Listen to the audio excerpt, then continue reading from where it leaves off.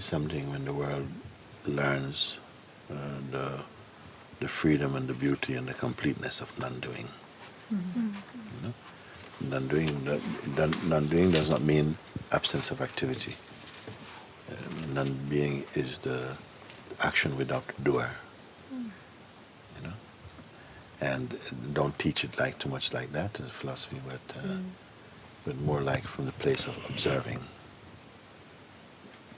Like things are happening of their own, within their own laws and their own nature, and it is here also within us. If we just be, just be as quiet as possible, without raising thought. So even if thought come, you're simply aware of it, but you don't try to manipulate or to control it. But just stay as the space that sees it, from seeing. And then, like we were talking this morning with Krish, we were saying that knowing, which is not linked to concepts or to the external world, anything phenomenal, that if, as you withdraw from that field of knowing, doing, and knowledge, let go of them, it subsides naturally into a deeper knowing, which is non-conceptual. And it's the space in which there's perceiving, but not intentional, just perceiving, and the awareness of perceiving. And that is synonymous with the self. That's our place. And in these simple pointers, depending upon how open one is and responsive to that kind of guidance, because sometimes you feel even the resistance in the mind, you can still say to them, even the resistance also is not you're not doing it. Our conditioning is behaving like that. And there's another power apart from the conditioning that is aware of the conditioning. You don't have to do anything, you don't have to develop that, you just have to be aware of it. Then you say, yes, it's right here, it's right here, it's right here. And then you see, they can admit and observe that the energies of everything else is just what's happening in your head. Everything else is just, your world is in your head. The world is not an objective field that you observe, actually. The world is sort of the stuff in your head. Is what the herbs and spices of our projections. And then we project that onto the basic elemental world and flavor it according to your conditioning and desire.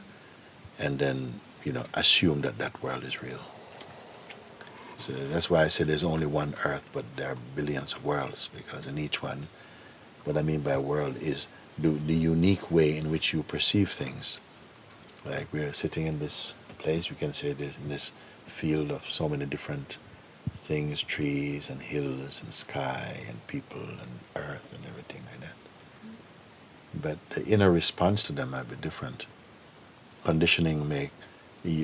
Personal conditioning may tend to, because of its own style of the way it works, be drawn to certain kind of things, and that becomes, that's your experience today. It might be very different from someone else sitting right next to them.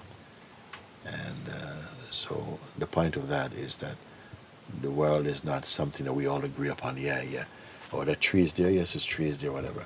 But it's the emotional content, the way that we respond to them, that shapes your take on the world. Nobody has captured the world.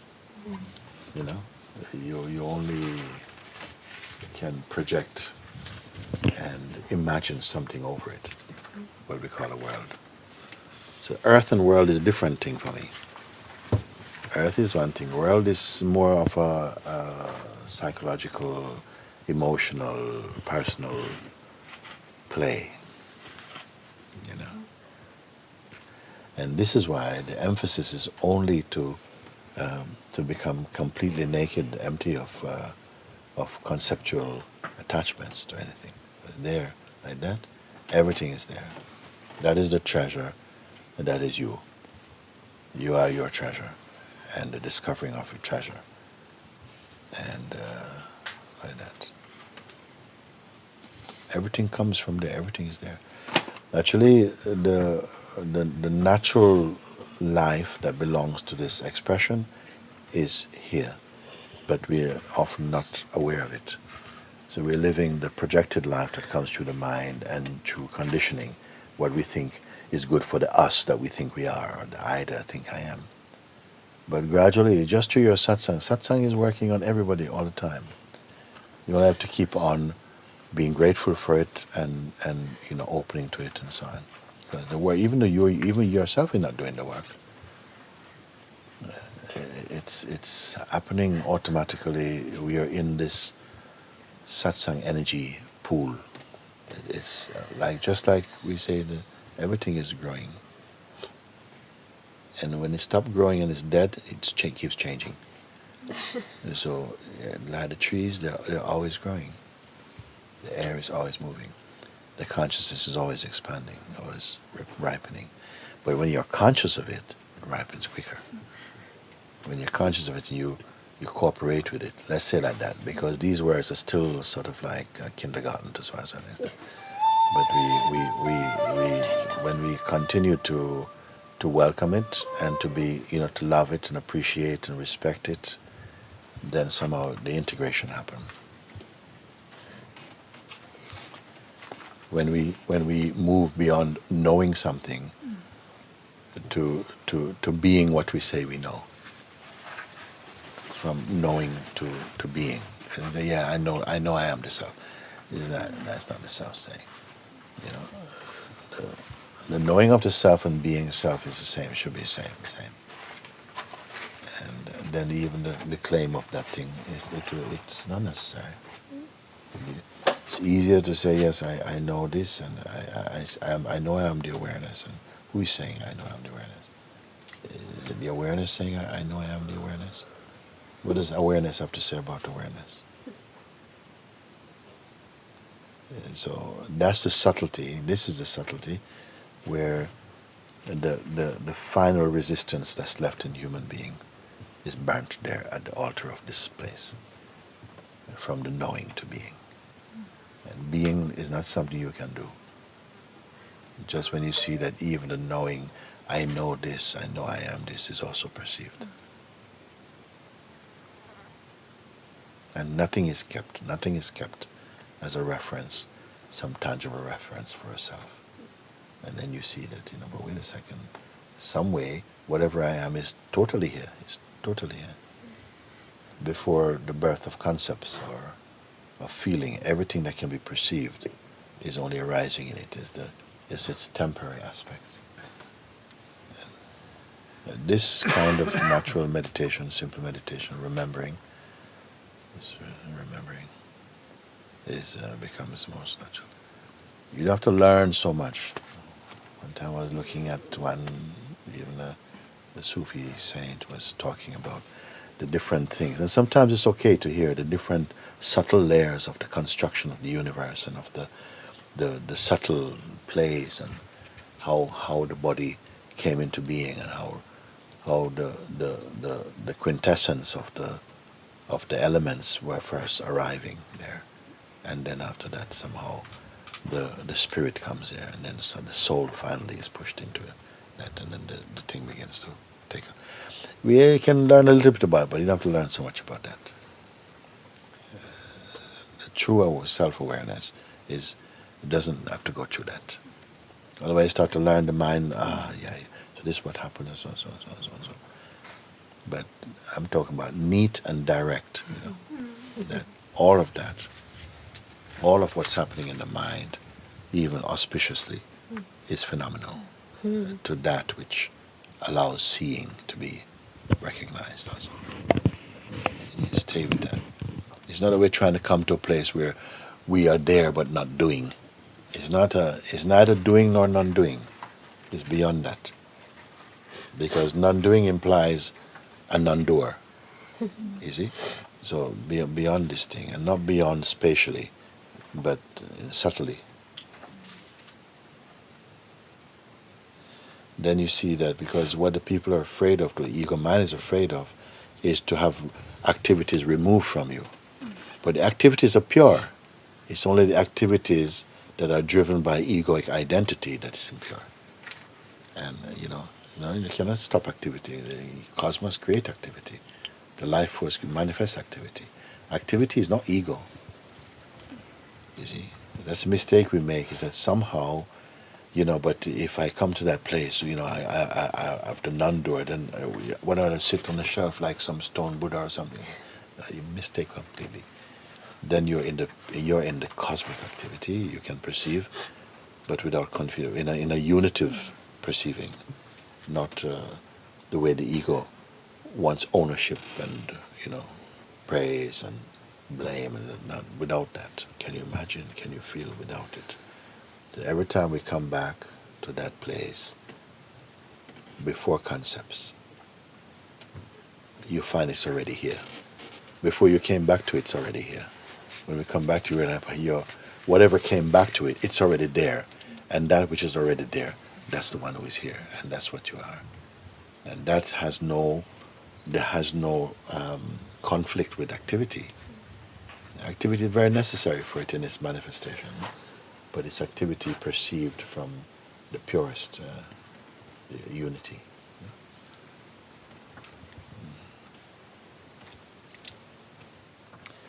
Whatever it takes, you have it in abundance. You have to make use of it. Because it's not like, how much we have learned in the world and how much strenuous energy and to learn things which you cannot even keep. To learn things which they just, memory will take it away. Because memory also is necessary for learning, and it is not stable. It's also function. Memory also get old and tired. So what's the thing that even if memory goes, you cannot destroy it? Isn't it? Yeah. Everything else, every other function, the intellect, the memory, the body, everything else is somehow will go. The body will also go. What is the thing that won't go? It will watch even memory going. Something here is watching memory going.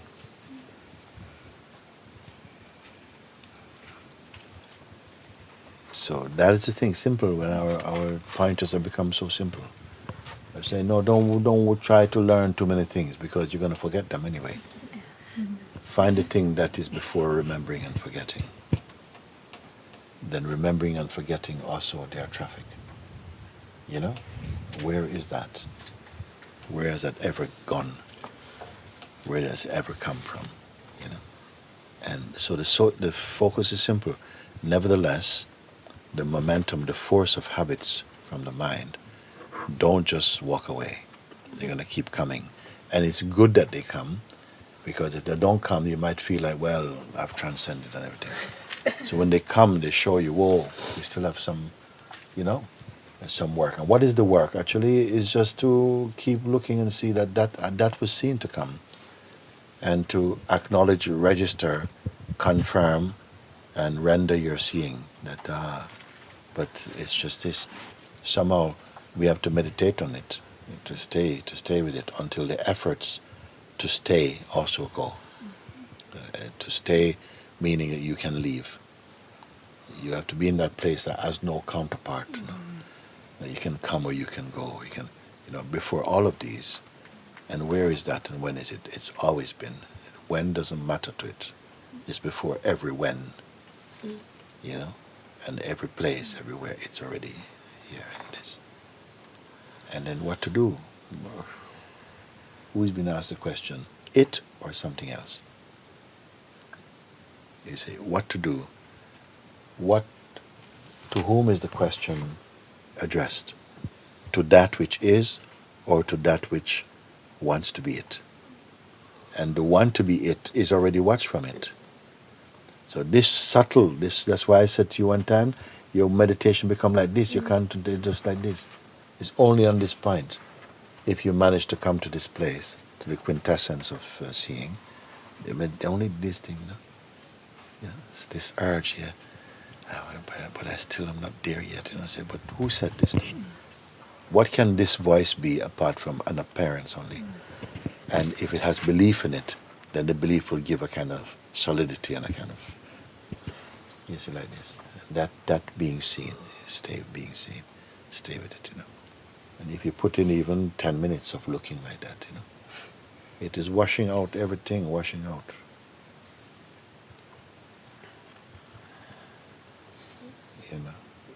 Every other knowledge. When I say we go beyond knowledge, it's not you saying, oh, knowledge is rubbish. No, you be going beyond the need for knowledge, which is the self. Self doesn't need knowledge. Self doesn't need knowledge. Then that being established that is the truth experientially, then you can be with knowledge. Knowledge is the right, you have the right relationship with knowledge. You have the right relationship with activities because you're flowing in cosmic activities. How often we hear each other say, I was just thinking of you, or, I was coming to see you, and you're, why is this? Because not, even in the world generally it happens like that, but people don't recognize that this was not a product of their ego. This was just somehow coming in attunement with the cosmic rhythm. And it's only because of this and recognizing this that I say to you, the life takes care of life, not the ego. If you go with the ego mind and say, yeah, I'm going to do this, and then tomorrow I'm going to do that, so who speaks like God? God doesn't speak like that. So something, just when you're, all you have to be is somehow be attuned with your own self, your own source. No? And then you see the way, everything is can still be whatever everything is. But it's not, it's not some real estate for you. It's not some treasure you put in a bank for you.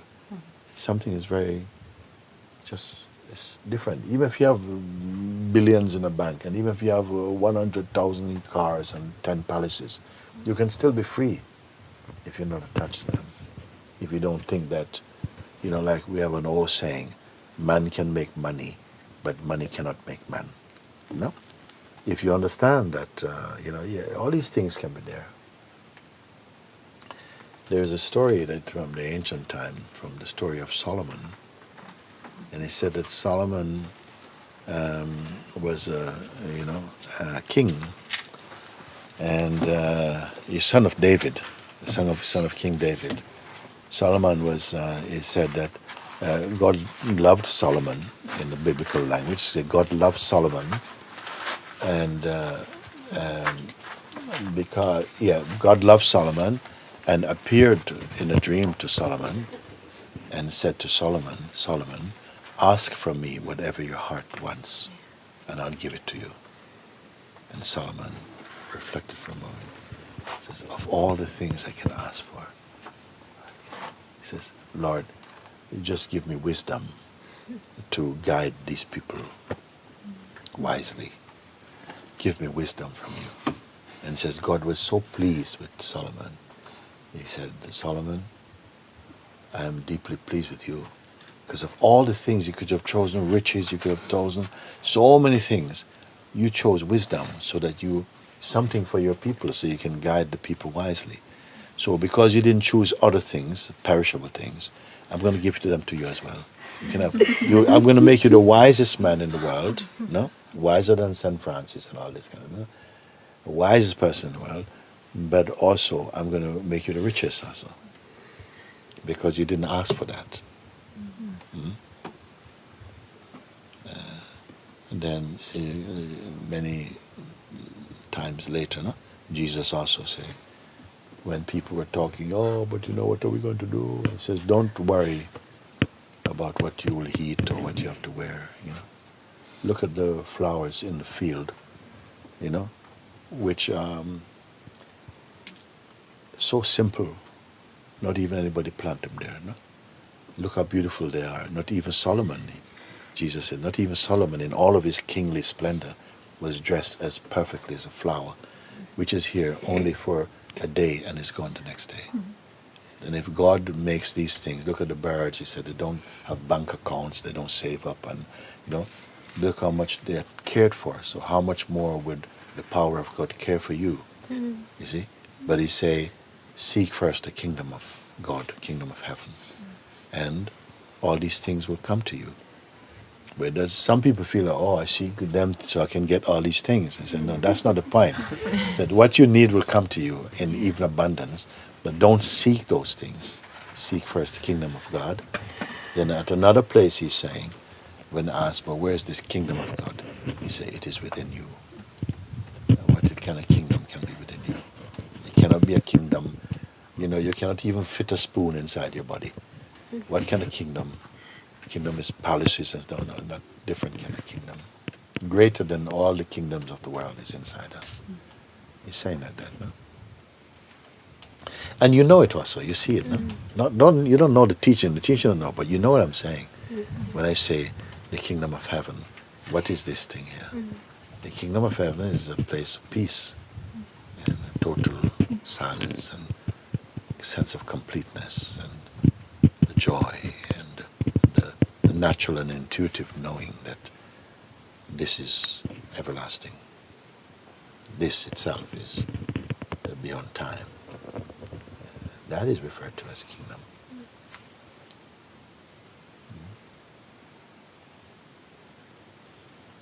But if the kingdom of God is within you, who are you? Understand? For whom is kingdom then? Why you need kingdom? Even. So look what these reflections, when you reflect upon them, look what happened to you. Right now, right here. What has to be here for you to perceive kingdoms? Consciousness has to be there. And even you are conscious right now. So consciousness is the wish-fulfilling tree. No? What is aware even of consciousness also? And do we have to go to books for these answers? So these type of contemplations, we talk about them. What is it saying? What is it saying? That's why I say it's not even a book, it's like a mirror. Putting a mirror in front. God's mirror is put. Yeah? Book you have to learn. But the mirror of God shows you what, you see. Who is going to be seen in this mirror when God is formless? Who is going to be seen? What's the purpose of this mirror? This mirror is satsang, actually. Mirror is satsang.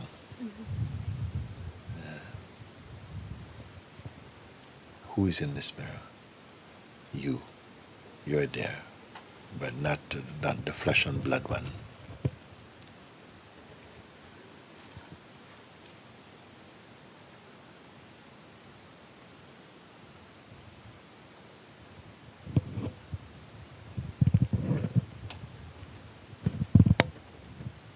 What is this? Where even silence is heard also. And emptiness is also perceived. So all this satsang has just been preparing you just to accept yourself, if you can say that. And I'm so happy to say it is not about, destroying activity. God doesn't see, He created the activity. How can He be against activity? Nothing to do with anything about activity. The truth is not in conflict with any activity. It's somehow, but the activity born from delusion, from a deluded mind, this activity, is said sinful, meaning that it will not bring you joy. But it gives you choice. And this life is about the play of choice, which itself is illusory. When we listen to things like that, what you should do, you should go find a place by yourself, sit down by yourself for a little bit and just to confirm yourself. That's what we should do. Don't run down to the kitchen and, run down to... Just go sit by yourself for 10 minutes or 5 minutes and just to see what is to be done and by who. what is here? What is here that's me? What is me? What does the term I refer to? Is it something tangible or intangible? And you will sit with it and he will show you. You let him show you. Him is you. Yes. We can call our source place. I say this because there's something in us that's running. You can call it the mind, sometimes you may call it yourself. It's running. When it comes to moments like this, you know, we can say almost it feels like the key has turned, the handle, the lock is turning to open, something wants to run. Tomorrow. But you have to come to see the absolute fallacy of that. That it's just a little trick in the mind, it's nothing. You're already inside, no? Rumi said, no? Also, and knocking at the door, it opened. Knocking what? Saying, let me in, let me in. The door opens and you realize that you're already inside. Meaning you as truth is inside. You as the ego is not inside. You know? Actually, nothing is outside. But there's an outside of the inside. And there's the inside of the inside. If you understand this kind of language. We're going a little bit Sufi now, but slow down a bit now. Okay. Thank you, everybody. Thank you.